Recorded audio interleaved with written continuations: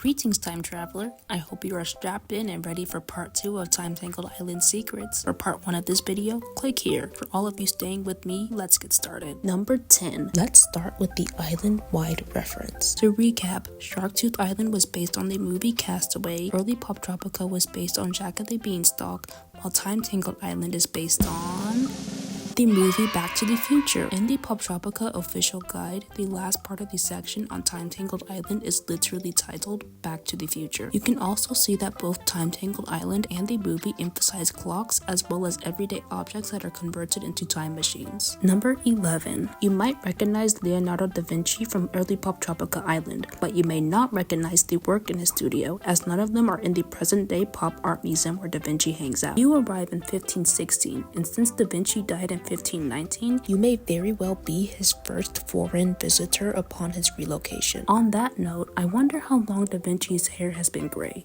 Can he time travel as well? Does he age backward like Merlin? Anyway, I'm sure we can agree that if anyone could time travel, it would probably be Da Vinci. I mean, just look at these inventions on his wall. As for the location of these works, the Clos Lucé is an actual castle in France. Its name translates to closed light, and Da Vinci spent the last 3 years of his life here working on projects for the King of France. You may also find his art a bit odd, if not unrecognizable from their real-life counterparts, because the human heads were replaced with Poptropican heads. Number 12. If you pay attention to the mask you get, you will see it resembles a jaguar, which still remains a popular symbol in the country of Mexico today, 300 years later, because of the Aztec Empire. If you look on the king's pyramid, you see what looks like a snake with feathers. This is the Aztec god Quetzalcoatl, credited as the inventor of time, creator of the world, and administrator of learning things, making things, scientific discoveries, and more. Even though this fact monster blurb suggests that we are in the Aztec capital of Tenochtitlan, these pyramids in-game likely represent Teotihuacan, a series of pyramids that include the Pyramid of the Sun, which we climb in-game, among others. However, these pyramids were actually built before the Aztecs, but were inhabited by them by the time we visited the Empire in 1519 AD.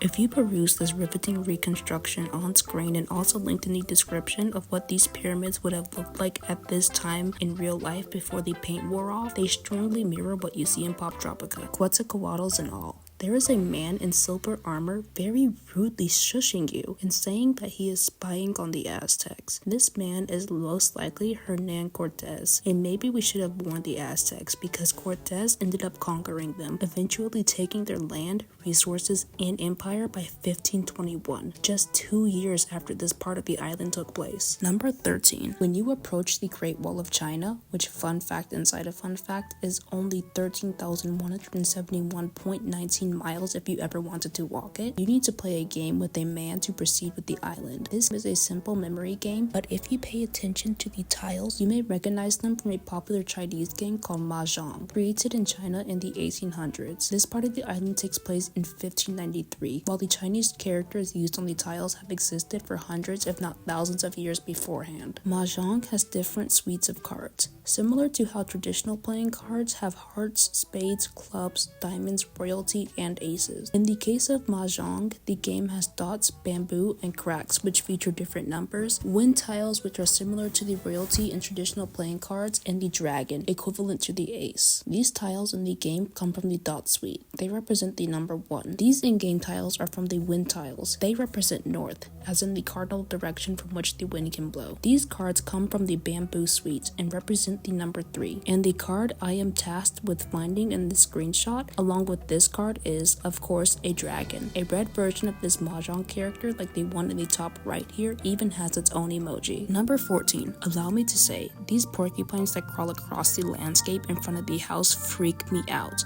They're so big. Anyway, when you come to America in 1776, you need to walk inside a house. Like many other locations on this island, this house has a real-life counterpart called the Graff House. It is called the Graff House because the man who owned it was a bricklayer named Jacob Graff, who allowed Thomas Jefferson and his enslaved servant Robert Hemings to stay there as Jefferson and the other founding fathers wrote the Declaration of Independence. The original Graff House was destroyed in the 1800s, but the United States National Park Service rebuilt it in the 1970s. You can visit this house today in Philadelphia, Pennsylvania, but it lacks many of its original components. You can also visit the Great Wall of China in the Huairou district of China, the Clos Lucé, aka Da Vinci's workshop in Amboise, France, the Statue of Liberty in New York in America, Thomas Edison's workshop in Menlo Park, New Jersey, also in America, the Aztec pyramids of Teotihuacan in San Juan, Teotihuacan, Mexico, Delphi in Delphi, Greece, Mount Everest in Shigaze, China, or the Sagarmatha National Park in the country of Nepal. Lastly, you can visit the entire Louisiana Purchase in America, which is where we travel in part 3. Thanks for watching!